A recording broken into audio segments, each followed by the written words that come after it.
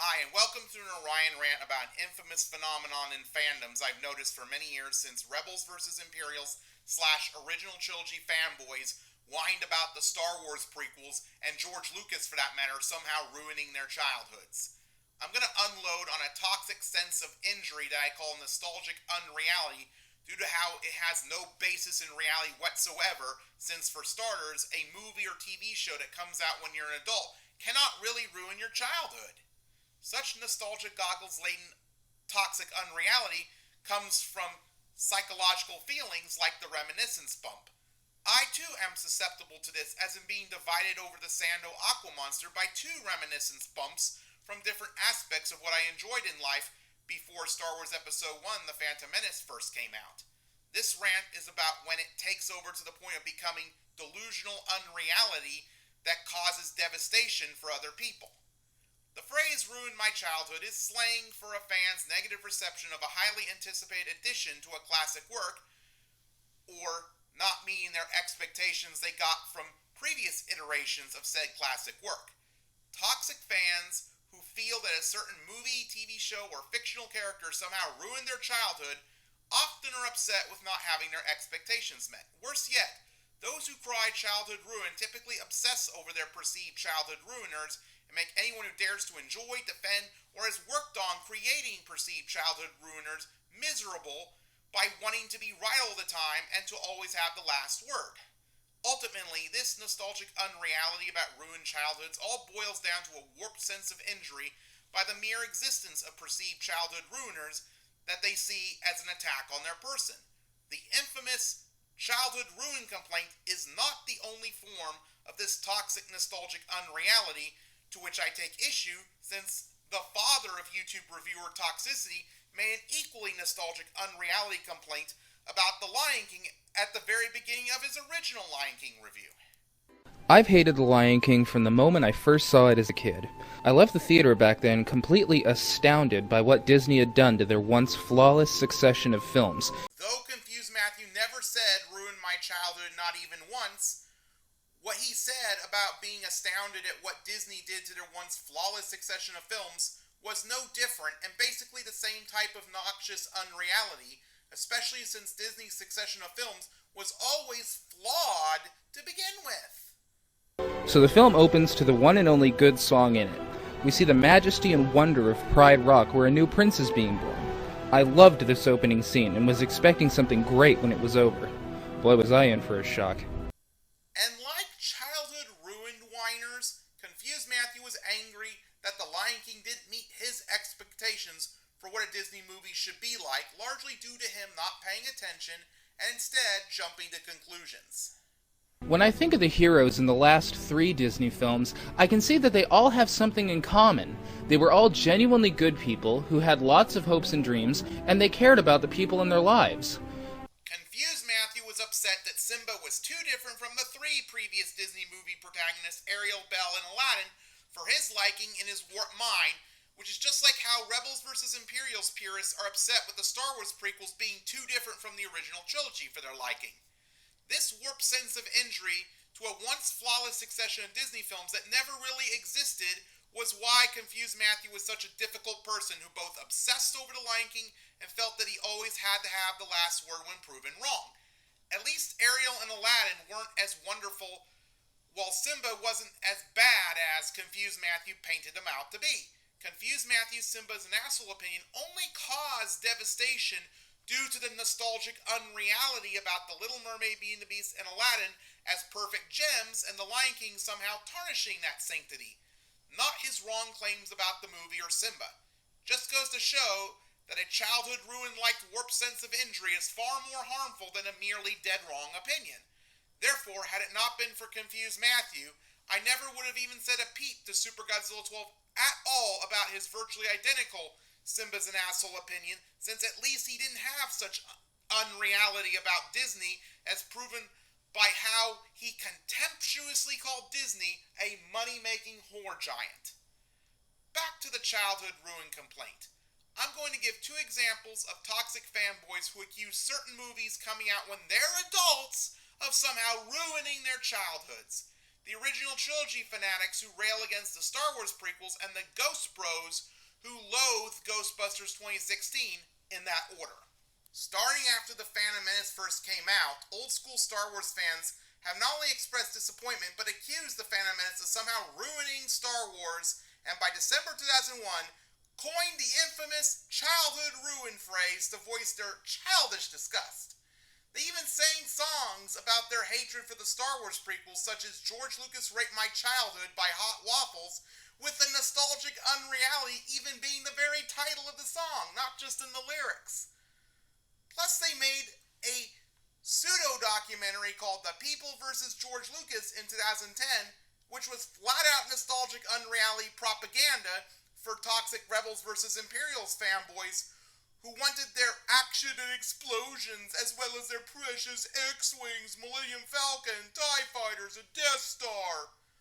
The Lord of the Star Wars prequel haters who really started the YouTube Star Wars prequel hate train was the king of the nitpickers, Michael Stiglasa as Mr. Plinkett, with his infamous long, drawn-out, nitpicky, so-called reviews of the Star Wars prequels. And yes, the OT Puritans have been violent towards things they didn't like without justification, such as against the character of Jar Jar Binks, whom they hated the most out of all the prequels.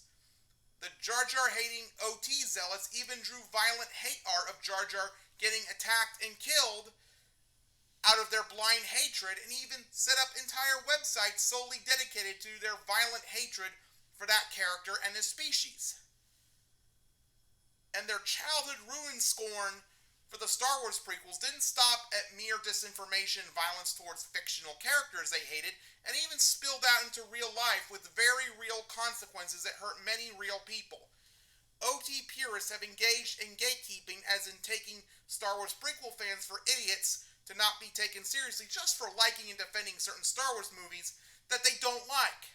Jake Lloyd, who played Anakin Skywalker in The Phantom Menace, was incessantly bullied by OT fanatics to the point that he got so mentally sick that he also became a criminal. And no, it wasn't Star Wars nor George Lucas that ruined his life, and instead only toxic fanboys' nostalgic Unreality. The aforementioned hatred for Jar Jar Binks went too far in that it drove Ahmed Best, who played Jar Jar, to almost kill himself, thus proving such nostalgic Unreality can sometimes be dangerous and even breaking the law, since driving someone else to suicide is a crime.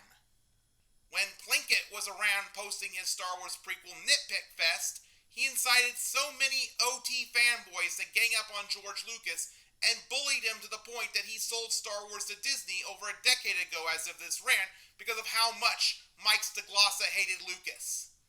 Sadly, the mainstream media went along with this Star Wars prequels ruined my childhood bullshit, while they religiously defend the Disney Star Wars sequel trilogy against the backlash it receives, including from accusations of ruining childhoods. In a sense, the backlash against the sequel trilogy is karma for supporting and engaging in the previous unjust backlash against the Star Wars prequels, especially since the sequel trilogy we got was a direct result of original trilogy fanaticism, and George Lucas had a very different sequel trilogy in mind. The mainstream media was wrong to endorse the very toxic fan backlash that coined the infamous childhood ruined Unreality phrase, since it eventually turned around to haunt them, including in my next example. Between 2015 and 2016, starting with the initial announcement of an all-female Ghostbusters reboot, the man-babies came out of the woodwork to whine about how it somehow ruined their childhoods, all because it was way too different from what they grew up with for their liking. In this case, it was because the man-children's quote-unquote childhood in question was a rape culture nexus, as most evident in how Bill Murray's character of Peter Venkman inappropriately behaved towards women, bisexual harassment, and rape drugs.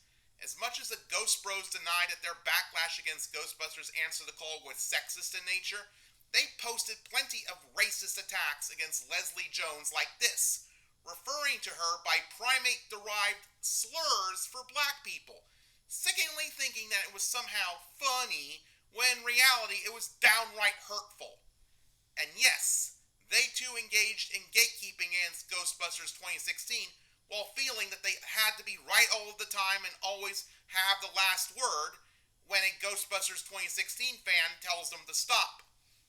One example was Undoom's Shut Up About Ghostbusters video on a lady he bullied into taking down her video with his legion of fanboys following posting it.